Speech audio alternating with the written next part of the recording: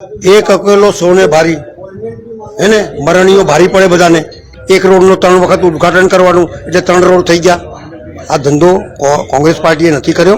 જે હતું એ જ બગાડી દીધું છે। જે હતું શુદ્ધ પાણી આવતું હતું એ ગંદુ પાણી આવવા લાગ્યું। ડ્રેનેજ કદાપી ઉભરાતી નથી એ ઉભરાતી થઈ ગઈ। રોડમાં ખાડા નહોતા પડતા એ પડવા લાગ્યા છે। શું બાકી રહ્યું છે? ટેક્સ વધી ગયું છે એટલે શું બાકી છોડ્યું છે?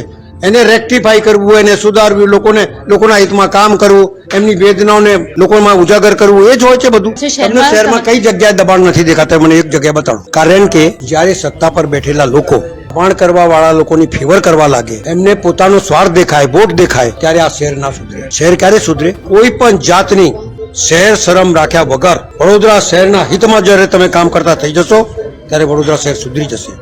આ મારો કાર્યકર્તા છે, આ મારો ભાઈબંધ છે, આ મારો સગાવાળો છે, તો કોઈ દિવસ શહેર સારું નહીં થાય।